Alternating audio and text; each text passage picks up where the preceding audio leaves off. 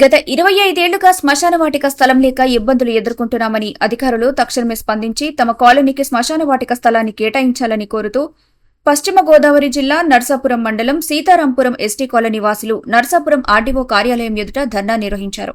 సమీపంలోని దళితపేటకు సంబంధించిన శ్మశాన వాటికలో చనిపోయిన వారిని పూడ్చిపెట్టుకుంటున్నామని, అయితే దళితపేటకు చెందిన సంఘ పెద్దలు అభ్యంతరం చెబుతున్నారని, తమ కాలనీకు తక్షణమే అధికారులు స్పందించి శ్మశాన వాటిక స్థలాన్ని కేటాయించాలని డిమాండ్ చేశారు.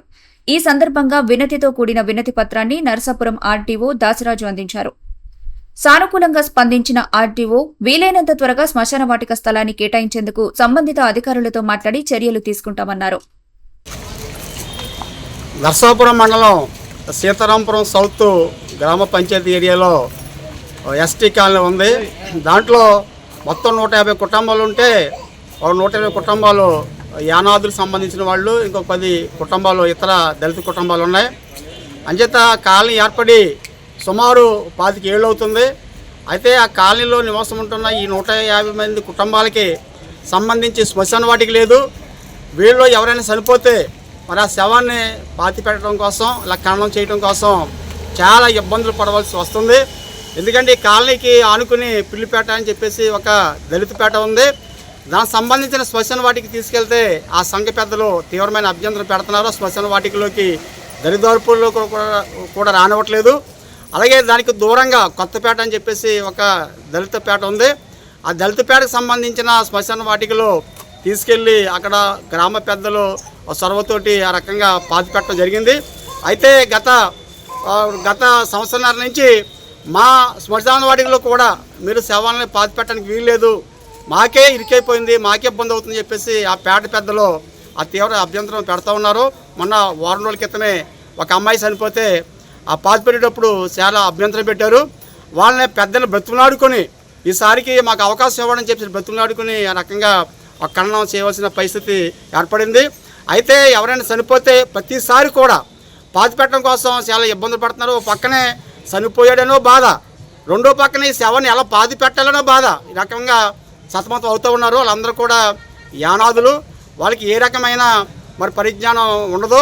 చేత ఇటువంటి పరిస్థితుల్లో అంటే గతంలో కూడా ఆర్డీఓ గారికి, ఎంఆర్ఓ గారికి ఈ సమస్యని విన్నవించారు. అలాగే స్థానిక ప్రజాప్రతినిధులు కూడా విన్నవించారు. అయినప్పటికీ సమస్య మాత్రం పరిష్కారం కావట్లేదు. అందుచేత అధికారులు అన్నీ స్పందించి అంటే ప్రభుత్వ స్థలాన్ని ఏదైనా ఉంటే అక్కడ సేకరించడం కానీ, ఒకవేళ ప్రభుత్వ స్థలం లేకపోతే కొనుగోలు చేసినా సరే వాళ్ళకి శ్మశాన వాటిక ఏర్పాటు చేయాలని చెప్పేసి మేము అధికారులని విన్నవిస్తున్నాం.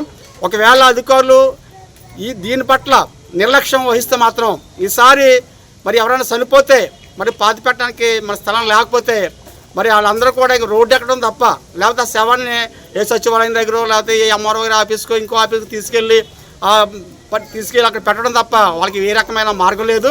అంచేత అటువంటి పరిస్థితి రాకుండా అధికారులు స్పందించి ఈ సమస్యకు పరిష్కారం అంటే శ్మశానానికి స్థలం కేటాయించాలని చెప్పేసి మేము మైదాన ప్రాంత గిరిజన సంఘం తరపున నేను మైదాన ప్రాంత గిరిజన సంఘానికి అయిన జిల్లా గౌరవ అధ్యక్షుల్ని. అంచేత అటువంటి స్థితి రాకుండా అధికారులు చొరవ తీసుకోవాలని చెప్పేసి మేము చెప్తా ఉన్నాం. మాకు ఇప్పుడు 35 సంవత్సరాల నుంచి మేము సీతారాంపురం గ్రామంలో మరి ఎస్టీ కాలనీలో నివసిస్తూ ఉన్నాం. కానీ అయినప్పటికీ ఎవరిని చనిపోయినప్పటికీ మరి ఎక్కడ మేము పాతి పెట్టాలో మాకు స్థలం లేదండి. ఎవరిని బతిలాడుకొని ఒక స్థలాన్ని మేము అక్కడ చేసుకుంటున్నాం. అయినప్పటికీ ఈసారికి మీకు ఈ అవకాశం ఇస్తున్నాం.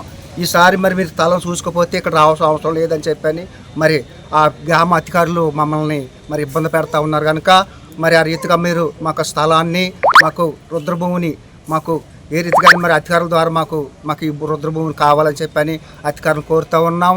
మరి ఎన్నోసార్లు మరి మేము మరి కాగితాలు మరి పెద్దల ద్వారా తీసుకొని వెళ్ళి కాగితాలు ఇవ్వడం జరిగింది. అయినప్పటికీ మాకు ఏ న్యాయం జరగలేదు.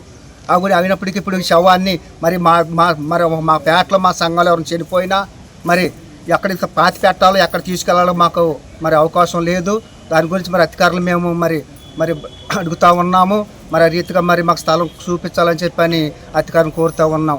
అందుకని మరి 30 సంవత్సరాల నుంచి మేము ఆ కాలనీలో మరి పిల్ల పాపలతో మేము బతుకుతూ ఉన్నాం. అయినప్పటికీ మాకు స్థలం లేదు, పాతి పెట్టడానికి భూమి లేదు, స్థలం లేదండి. దాన్ని బట్టి మేము కూడా చాలా ఇబ్బంది పడతా ఉన్నాం. మరి మా చేతుల గురించి మరి అధికారులు కూడా మరి ఈ యొక్క చర్య తీసుకోవాలని చెప్పని మరి కోరుతూ ఉన్నాం.